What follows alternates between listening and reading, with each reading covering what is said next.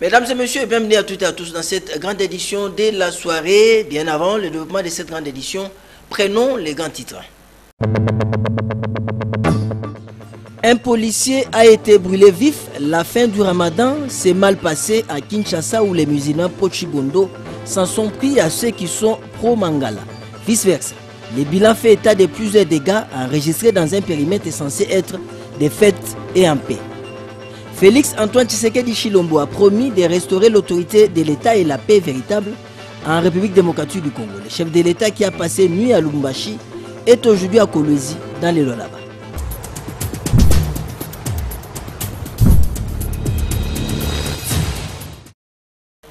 Après la ronde diplomatique à travers le pays africain des 4 jours qu'il a vu passer respectivement Khartoum au Soudan, Cairo, en Égypte, Kazungula, en Zambie, Addis Abeba en Éthiopie, en passant par Entebbe et Kampala en Ouganda. Le chef de l'État Félix Antoine Tshisekedi Tshilombo est arrivé le mercredi 12 mai dans la soirée à Lubumbashi-Watanshi, chef-lieu de la province du Haut-Katanga, la deuxième plus grande ville de la République démocratique du Congo, communiant avec une grande foule sur la place des postes à Lubumbashi. Le chef de l'État a évoqué plusieurs dossiers, notamment la situation à l'est de la RDC et l'économie en République démocratique du Congo. C'est par la ville de Lubumbashi, deuxième grande ville du pays et chef-lieu de la province du Haut-Katanga, que le chef de l'État, Félix Antoine Tshisekedi Tshilombo, est rentré au pays au terme d'une tournée africaine de 4 jours. Officiels et forces vives se sont mobilisés pour saluer l'arrivée du chef de l'État dans les Grands Katanga. Le carnaval motorisé parti de l'aéroport de Loano s'est arrêté à la place de la Poste où le président de la République s'est adressé à la population massée depuis la journée. Tous les moyens seront mobilisés pour combattre ceux qui entretiennent l'insécurité et le tribalisme, a dit le président de la République. Il a lancé un appel à l'unité des Congolais, quelles que soient leurs origines.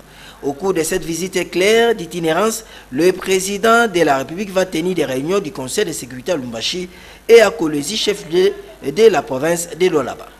Justement après l'étape de Lubumbashi-Watanshi, chef-lieu de la province du Haut-Katanga, le chef de l'État Félix Antoine Tshisekedi Tshilombo a continué sa visite d'itinérance dans l'ex-Grand Katanga. Cette fois-ci, l'étape suivante était la ville de Kolwezi, chef-lieu de la province de Lualaba. Sur place, le chef de l'État va s'entretenir avec la population, avec les autorités politico-administratives. Le chef de l'État évoquera bien sûr la situation sécuritaire et l'économie dans ces coins de la République démocratique du Congo.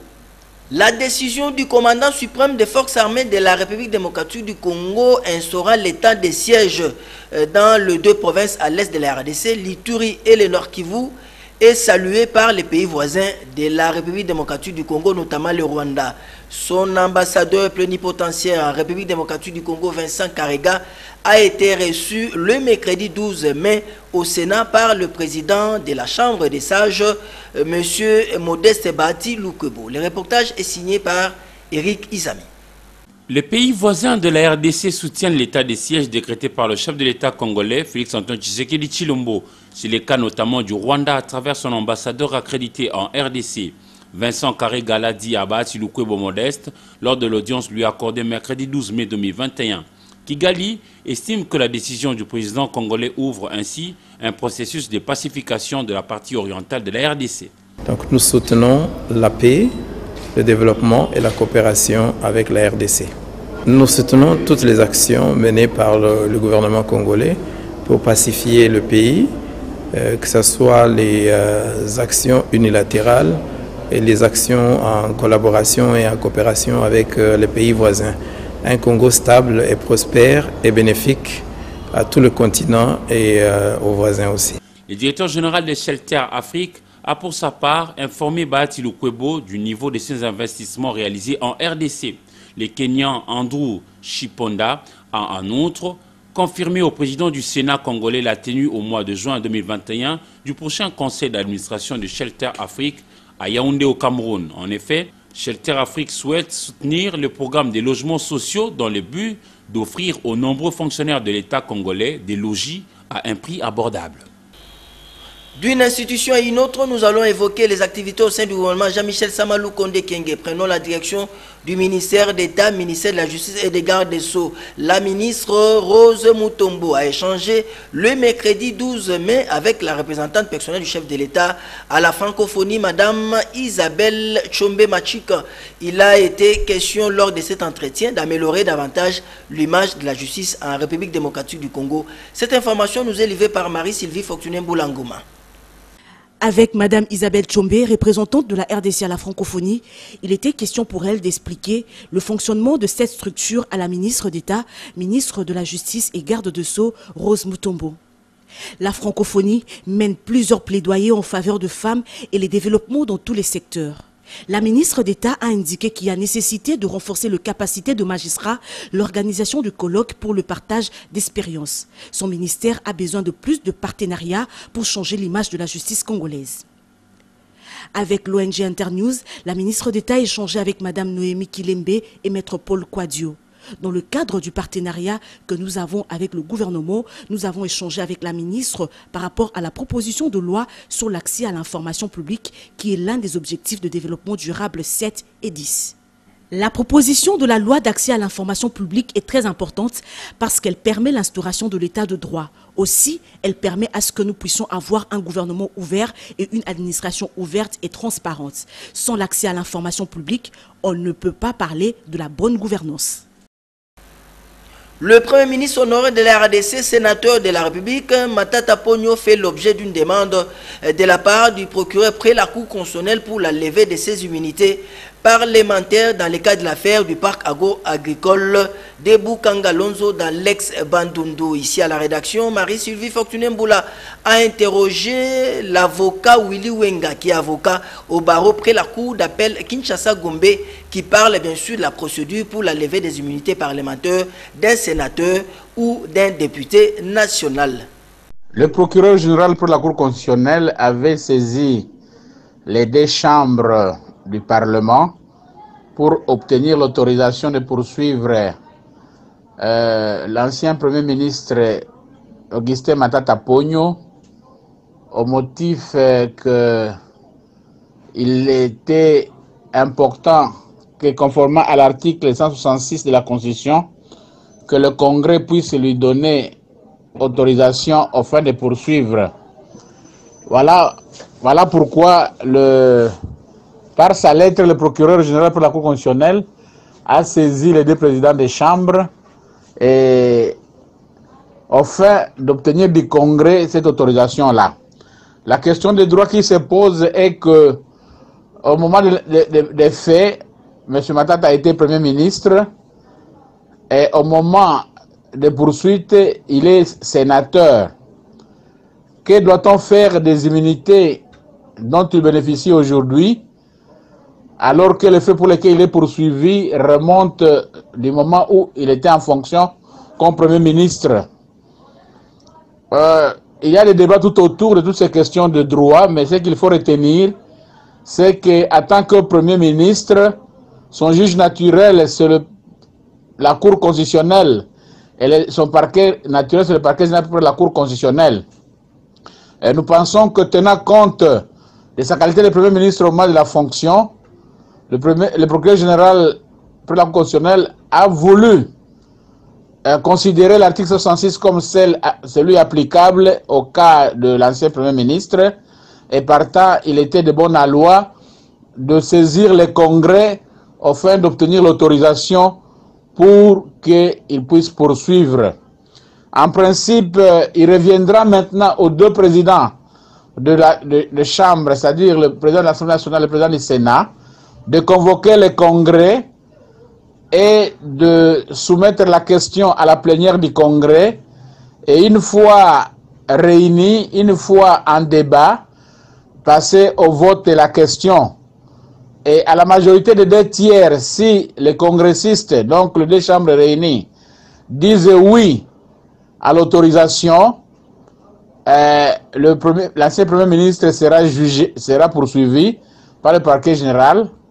Si l'Assemblée nationale ne parvient pas à obtenir ce quorum-là de 2 tiers, cela signifie que le Congrès a refusé d'autoriser la poursuite. Durant 2 jours ici à Kinshasa, plus exactement à l'immeuble Panda Faranana sur le boulevard Triomphal, les experts certifiés ARGOA, la loi sur l'opportunité et la croissance en Afrique édictée depuis les pays de l'oncle Sam, étaient en session d'information sur les normes d'exportation entre les RDC et les États-Unis d'Amérique. Cette session s'est déroulée sous le haut patronage du chef de l'État Félix Antoine Tshisekedi Tshilombo. Les experts ont cherché des voies et moyens pour que la RDC puisse tirer profit de cette opportunité qu'offre la Goa. Le reportage est signé par Eric Moulamossi sur les images de Précieux Mangonzoy. Plusieurs ONG et mouvements de femmes ont répondu pour cette formation de renforcement des capacités sur les normes d'exploitation des produits congolais vers les États-Unis d'Amérique.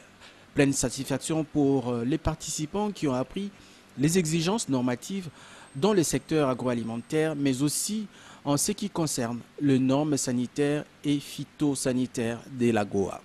Aujourd'hui, le monde est devenu un village avec la zone de libre-échange, la suppression des barrières.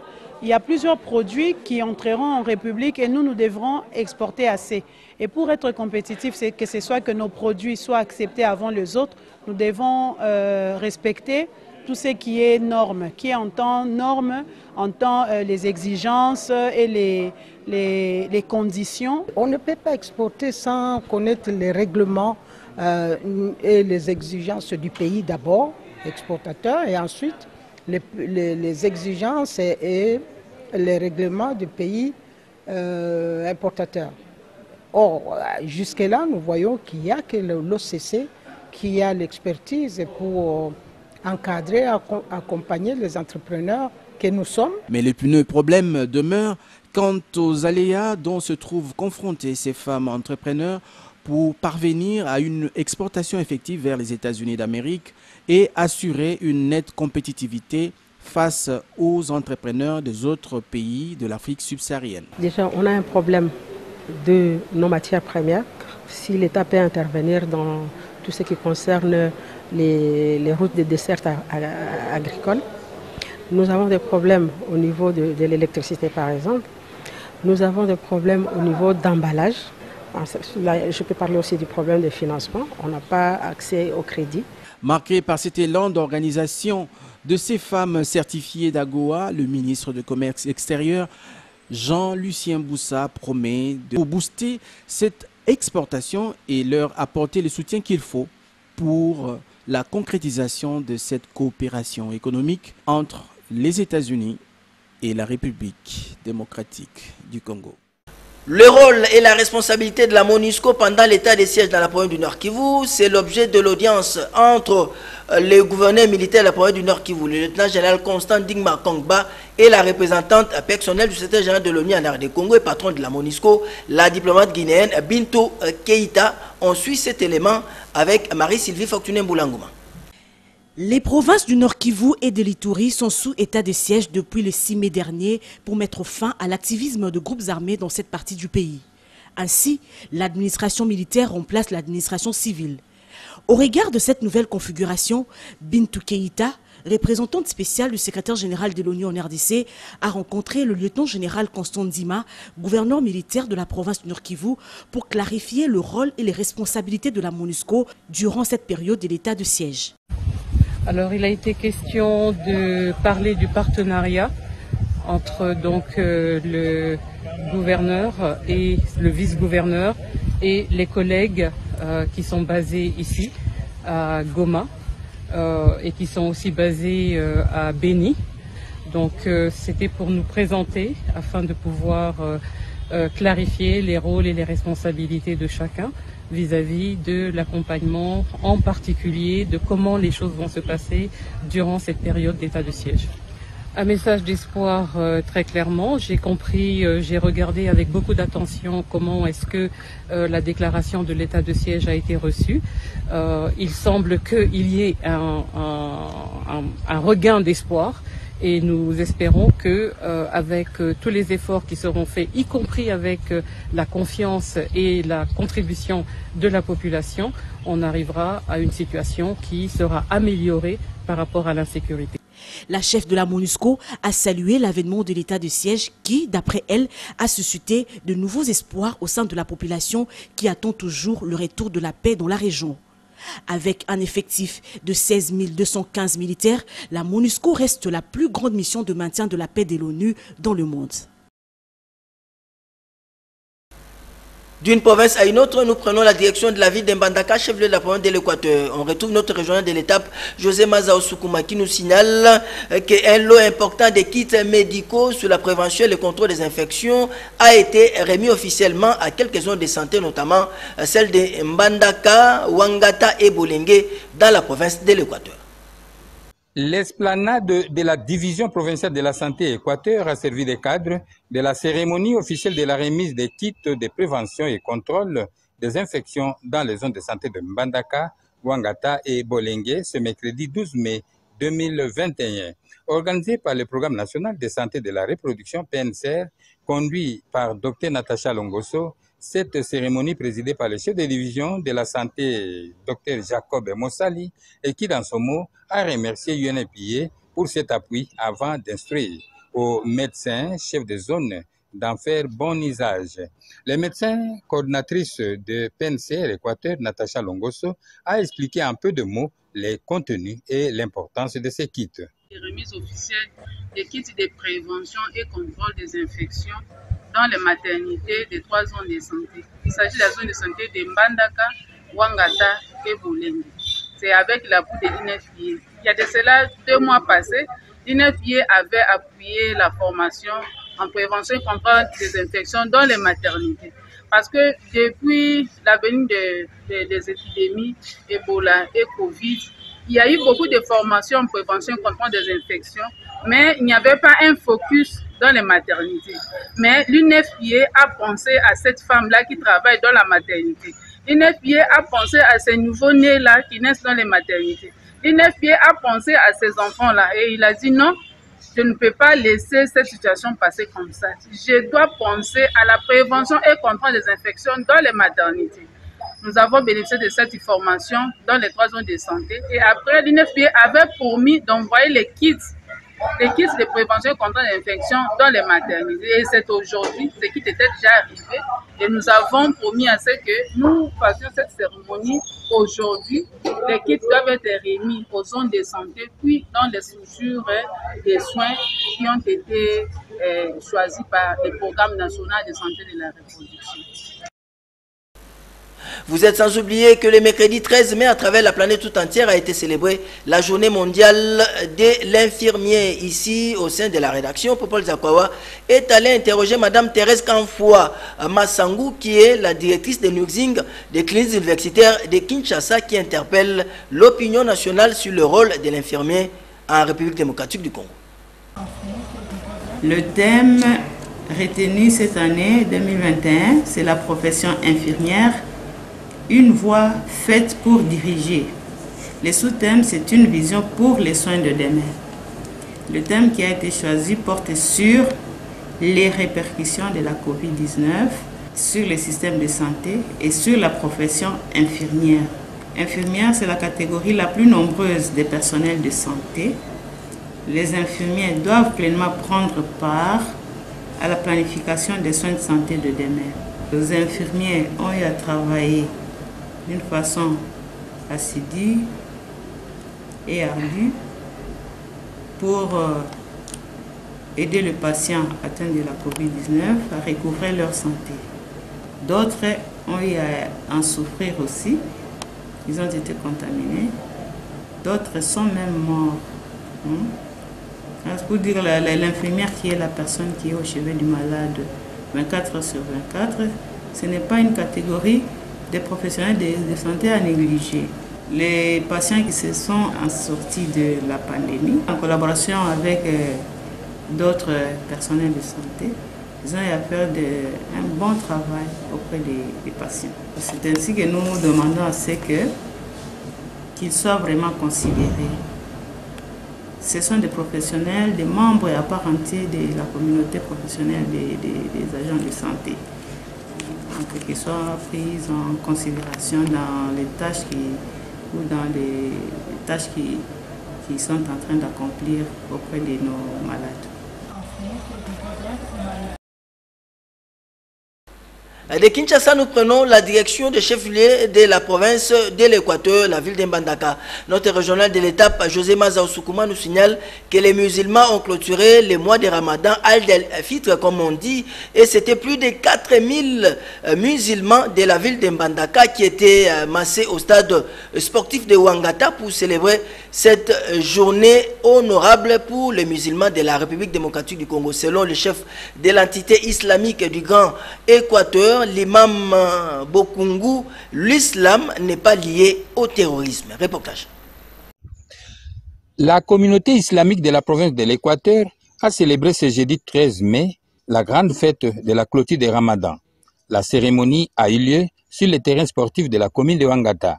Environ 4000 musulmans ont assisté à la prédication faite par le chef d'entité provinciale de l'islam province de l'Équateur, Imam Daouda Bokungu, dans le thème « Le terrorisme n'est pas islamique ».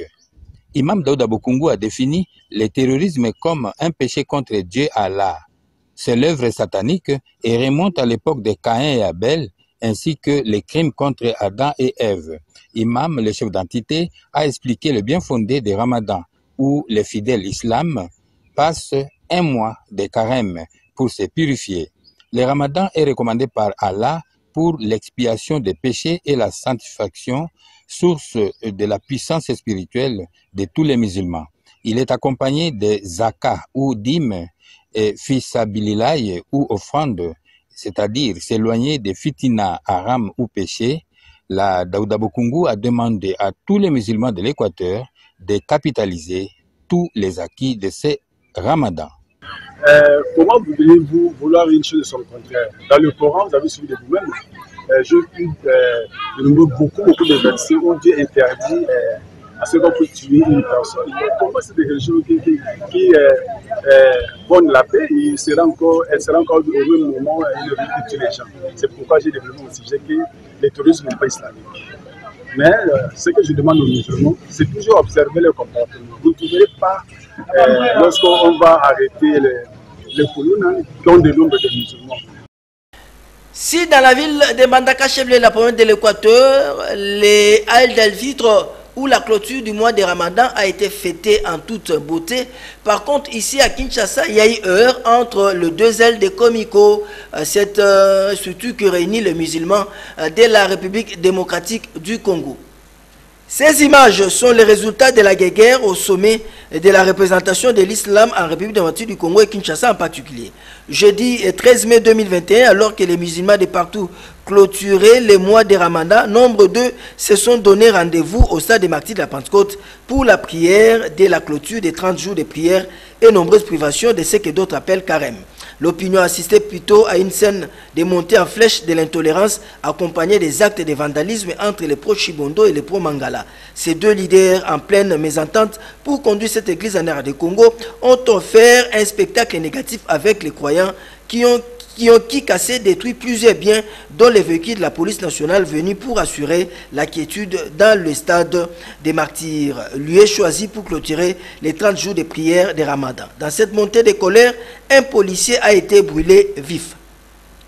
Dans le cadre de l'actualité vue par les autres, Esther Badibeba et Damien Maungungos sont allés interroger M. Sissé Traoré, qui est le directeur des informations à la télévision Nouveau Congo et maintenant depuis Kinshasa, qui évoque l'actualité débattue au sein de cette rédaction.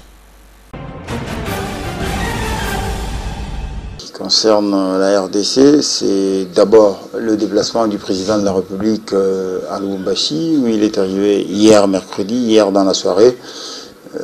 Évidemment, un accueil assez délirant lui a été réservé, et que c'est aujourd'hui, jeudi, qu'il n'est pas, il devra se rendre au Lualaba, précisément à Kolwezi. À part la question du président de la République, Il y a la question dans le domaine judiciaire. On parle des ennuis judiciaires de l'ancien Premier ministre Matata Ponyo dans le cadre de l'affaire Bukangalonzo. On a même écrit au Sénat pour obtenir la levée de ses immunités parlementaires pour qu'il aille, n'est-ce pas, se présenter devant les juges. Évidemment, dans le même dossier, on cite encore l'ancien directeur de cabinet du président de la République, Vital Kamerhe, comme quoi il serait impliqué dans ce dossier. À part ça, il faut aussi dire que d'autres questions d'actualité sont nombreuses. C'est la question de l'insécurité au niveau de l'Est. Les gouverneurs militaires qui ont été nommés sont déjà arrivés sur place, ils ont commencé le travail. Mais ce qui intéresse plus l'opinion, c'est le discours tenu par le gouverneur Luboya Kachama, nommé à Nitori, qui a dit aux rebelles qu'écoutez, je ne viens pas ici pour un mois, si vous croyez que je serai là pour un mois et puis je vais m'en aller, vous vous trompez, je serai là jusqu'à ce que la paix sera rétablie à l'Est.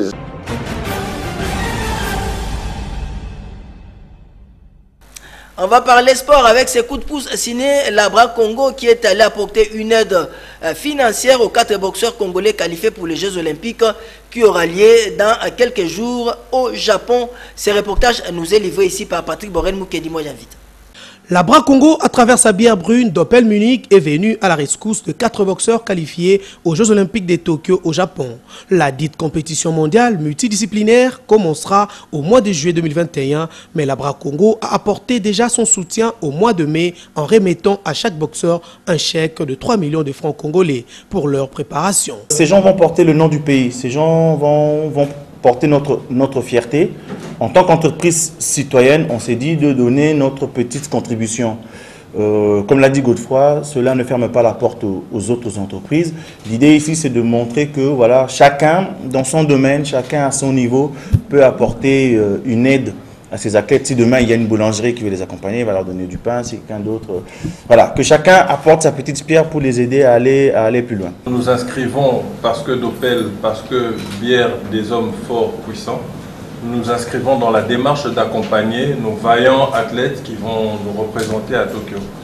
Et cet accompagnement ne se limite pas que dans cette phase que nous voyons à l'aller, mais nous les attendons à leur retour avec les médailles qu'ils vont nous rapporter, nous l'espérons.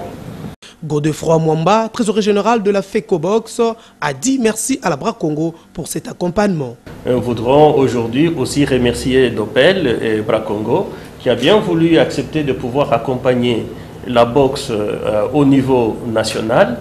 Et c'est aussi ici l'occasion de pouvoir lancer un appel à tous les Congolais dont le cœur se bat d'une manière patriotique de pouvoir accompagner les léopards. Cette contribution de Labra Congo motive les boxeurs. Moi personnellement, je dis merci à Labra Congo de nous avoir soutenus. Et aujourd'hui, si on les fait dans la boxe, je suis satisfait et je vous dis merci. Les générales du texte, j'ai bien lu et j'ai été satisfait de ça et c'est pour cela que j'ai paraphé. Les 4 boxeurs qualifiés au JO de Tokyo sont Chama David, poids moyen, et Mbaya Mulumba, poids léger chez les hommes. Puis Yumba Thérèse, poids léger, et Sakobi Marcella, poids plume chez les dames. Scriptons à présent l'actualité en Afrique avec notre partenaire de tous les soirs, La Voix de l'Amérique, The Voice of America.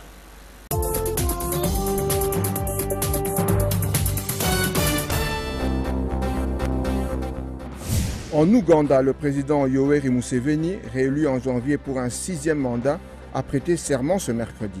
Un important dispositif de sécurité a été mis en place pour cette cérémonie à laquelle ont assisté 11 chefs d'État africains. La RDC pourrait avoir perdu près de 4 milliards de dollars dans des contrats miniers et pétroliers douteux conclus avec l'homme d'affaires israélien Dan Gertler, selon un rapport d'ONG. Un proche de l'ex-président Joseph Kabila, l'Israélien a fait office d'intermédiaire sur les plus gros contrats du pays pendant près de 20 ans. Toujours en RDC, 22 Congolaises affirment avoir été victimes d'abus sexuels sous forme de chantage à l'emploi par des travailleurs humanitaires dans l'est du pays. Elles se sont confiées aux agences de New Humanitarian et Thomson Reuters. Au Tchad, quelques 200 personnes ont manifesté ce mercredi à N'Djamena pour soutenir le pouvoir militaire dirigé par le fils du défunt président Idriss Déby. C'est la première manifestation autorisée par la junte depuis sa prise du pouvoir.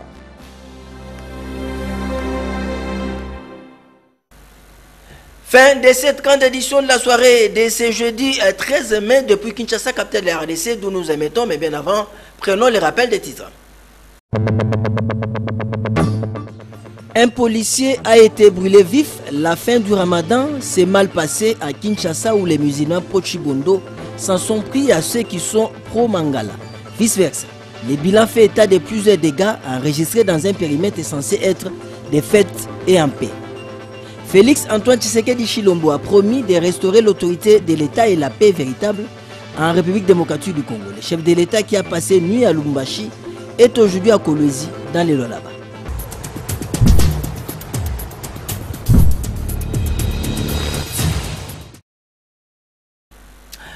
Mesdames et messieurs, tout le plaisir a été pour moi pour la présentation de cette grande édition de la soirée. À tous les musulmans de la planète, nous leur disons Aïd Moubarak, bonne fête de la clôture du mois de Ramadan. Au revoir et à demain.